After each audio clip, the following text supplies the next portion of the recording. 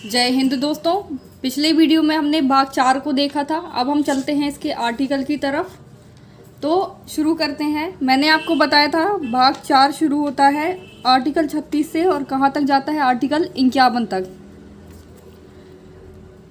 Article 51 तक जाता है। तो आर्टिकल 36 को देखते हैं। आर्टिकल 36 राज्य की परिभाषा देता है, जो कि मैंने आपको भाग 3 में ही बताया था। राज्य की परिभाषा दोनों जगह दी गई है, दोनों जगह सेम है। तो पहले देख लेते हैं राज्य क्या होता है। मैं फिर से बता देती हूँ जिससे आपका रिवीजन हो जाएगा। तो राज्य ऐसी संस्थाएं होती हैं जो अपने पैसे के लिए आत्मनिर्भर हो, जो अपने नियम कानून स्वयं बना सकती हो, जिसका एक क्षेत्र हो, राज्य कहलाते हैं। जैसे सेंट्रल गवर्नमेंट हो गया, अपना स्टेट गवर्नमेंट हो गया, और जैसे विद्युत विभाग हो गया, इलेक्ट्रिसिटी डिपार्टमेंट हो गया, या फिर एयरपोर्ट हो गया, या फिर जो नॉर्मली स्टेट्स होते हैं, ऐसी बड़ी बड़ी संस्थाएं जैसे टाटा TCS हो गया, टाटा कंसल्टेंसी सर्विसेज। तो ये भी राज्य के अंतर्गत आता है।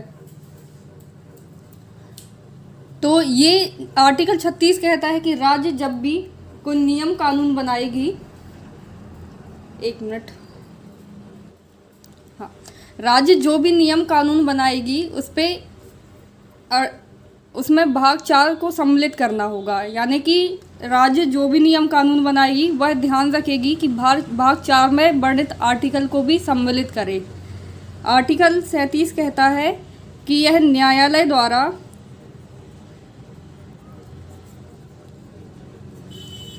प्रवर्तनीय व वाद्य नहीं है। तो अगर हम कंपेयर करें भाग 3 से, तो भाग 3 के आर्टिकल 12 में भी आर्टिकल 36 जैसे क्लॉज थे, और आर्टिकल 13 लगभग आर्टिकल 37 जैसा है। आर्टिकल 13 कहता था कि भाग 3 न्यायालय द्वारा प्रवर्तनीय और वादयोग्य है, जबकि आर्टिकल 37 कहता है नहीं है। तो इसमें क्या होता है, मैं आपको फिर से बता देती हूँ प्रवर्तनीय क्या होता है और ये वादयोग्य क्या होता है। तो प्रवर्तनीय का अर्थ होता है इन्फोर्सेबल, यानी राज्य कोई भी नीतियों को लागू करती है और उसको अच्छे से पूरा नहीं कर पाती है, तब भी हम इसे ज़बरदस्ती लागू नहीं करा सकते हैं।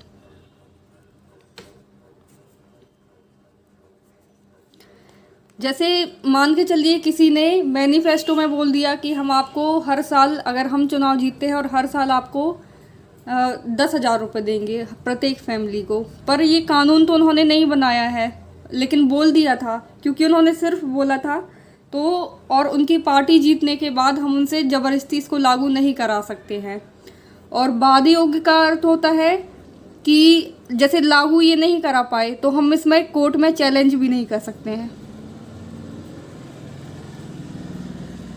यानी अगर कोई भी लॉ जो कि बना नहीं है और बनने के लिए बोला गया था और नहीं बन रहा है, तो हम इसको कोर्ट में चैलेंज नहीं कर सकते हैं। तो आई होप आप समझ गए होंगे।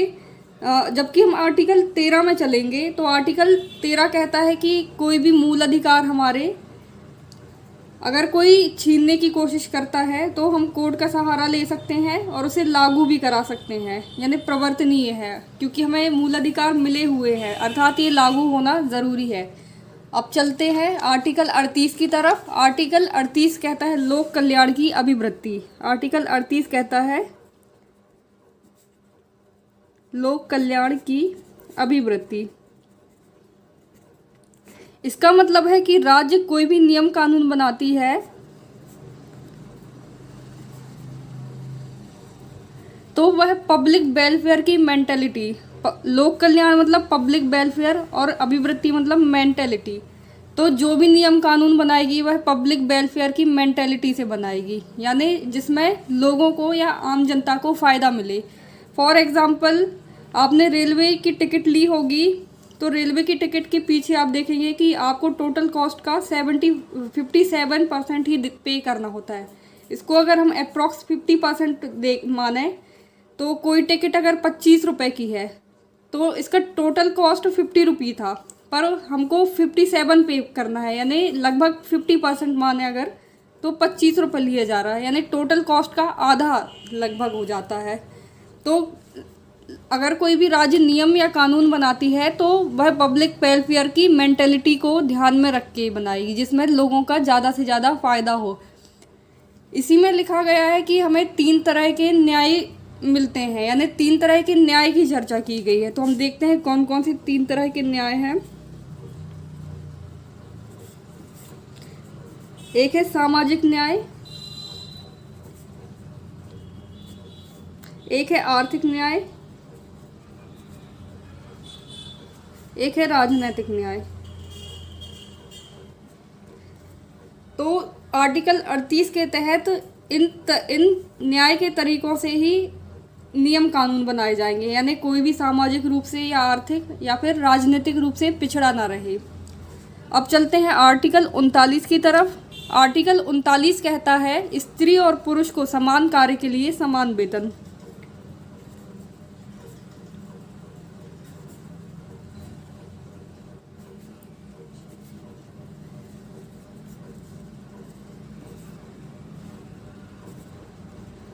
अब इसका क्या अर्थ हुआ?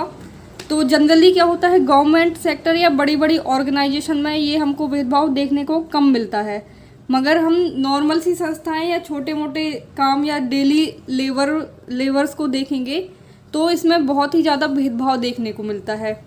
मतलब पुरुषों को जो है ज़्यादा सैलरी देखने को मिलती है, जबकि उतने ही काम को उतने ही दिन में करने के लिए महिलाओं को कम सैलरी मिलती है।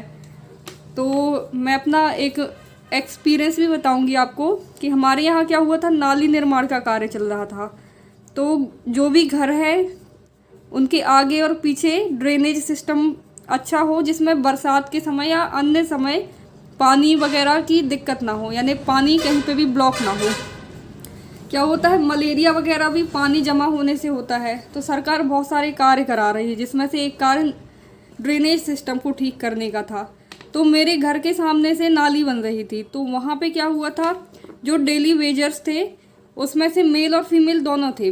तो मैंने वहाँ नोटिस किया कि फ़ीमेल वहाँ पे ज़्यादा कार्य कर रही थी, जबकि मेल कम कार्य कर रहे थे। लेकिन उसके बावजूद फ़ीमेल को उतना पे नहीं हो रहा था जितना मेल को हो रहा था। यानी एक तो ये कार्य भी कम कर रहे थे, ऊपर से इनको पे भी ज़्यादा मिल रहा था। तो हम छोटे स्तर पे ये वाला डिफ्रेंशिएशन देख सकते हैं। और जब हम थोड़ा बड़े लेवल पे देखें तो क्या होता है, जनरली प्राइवेट सेक्टर में क्या होता है कि जो फीमेल होती है अगर उसको मैटरनिटी लीव चाहिए तो कम से कम 6 महीने डॉक्टर भी उसे रेस्ट करने को बोलता है। जैसे कोई डिलीवरी होनी है किसी फीमेल की तो उसे 6 महीने, डिलीवरी के पहले 3 और डिलीवरी के बाद 3 महीने रेस्ट का बोला जाता है। तो इसमें क्या होता है, फीमेल को, और ये भी बात कही गई थी कि इनका जो सैलरी है वो नहीं काटा जाएगा। तो गवर्नमेंट सेक्टर में तो ऐसा हो जाता है, मगर प्राइवेट में क्या होता है, इस टाइम ये 6 माह में फीमेल को सिर्फ बेसिक पे दिए जाता है, और जो एक्स्ट्रा पे उसको मिलना चाहिए था वो नहीं मिलता, क्योंकि वो उस टाइम पे आती नहीं है।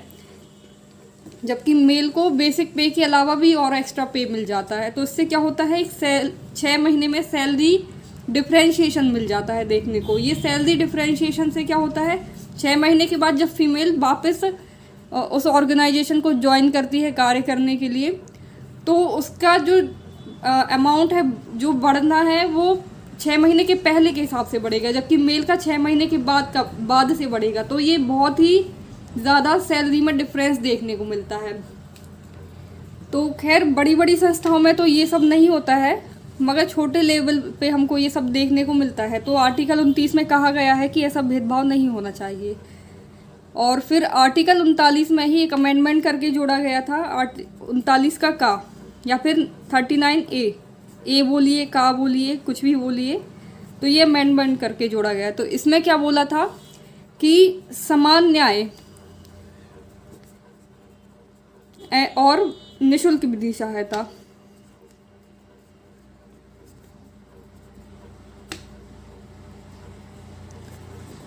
यानी सभी को समान न्याय मिले, कोई भी ऊंच नीच ना हो, मतलब जाति के हिसाब से भेदभाव या आर्थिक संरक्षण, आर्थिक रूप से अगर कोई भी पिछड़ा है तो उसके साथ कोई भेदभाव ना हो, इसलिए सभी के साथ समान न्याय होगा। जैसे कि अपन एक एग्जांपल देखें सलमान खान का, ये बहुत ही अमीर व्यक्ति हैं, हम सबसे तो अमीर ही हैं, तो इन्होंने एक काले हिरण के ऊपर वो देखा था, आपने मतलब देखा होगा केस का, अभी फिर से सुर्खियों में आ रहा है। तो ये बहुत अमीर व्यक्ति हैं, तब भी इन्हें नहीं छोड़ा गया, क्योंकि कानून कहता है कि आप अमीर हो, गरीब हो, स्त्री हो, पुरुष, ऊंची जात के हो या नीची जात, इससे हमें कोई फ़र्क नहीं पड़ता है। हमारा काम है समान रूप से न्याय देना। तो राज्य सुनिश्चित करें कि सभी को समान न्याय मिले। साथ ही साथ निःशुल्क विधि सहायता की बात की गई।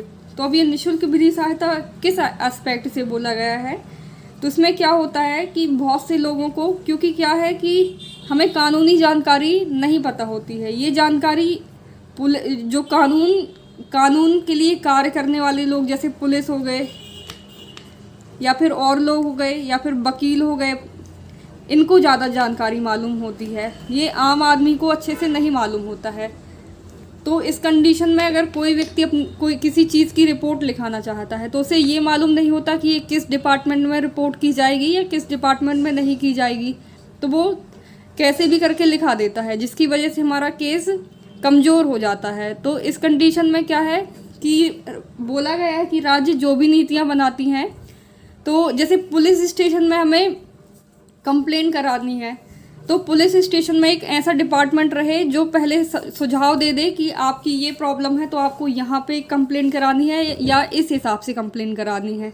तो ऐसा डिपार्टमेंट बनाए, राज्य ऐसे कार्य को सुनिश्चित करे। तो आर्टिकल 39 का यही कहता है। तो आई होप आपको ये सारे आर्टिकल अभी समझ में आ गए होंगे। आज के लिए इतना ही रहने देते हैं, शॉर्ट में रिवाइज करा देती हूँ। आर्टिकल 36 राज्य की परिभाषा देता है, ठीक है। आर्टिकल 37 कहता है कि ये न्यायालय में प्रवर्तनीय नहीं है। आर्टिकल 38 कहता है लोक कल्याण की अभिवृत्ति।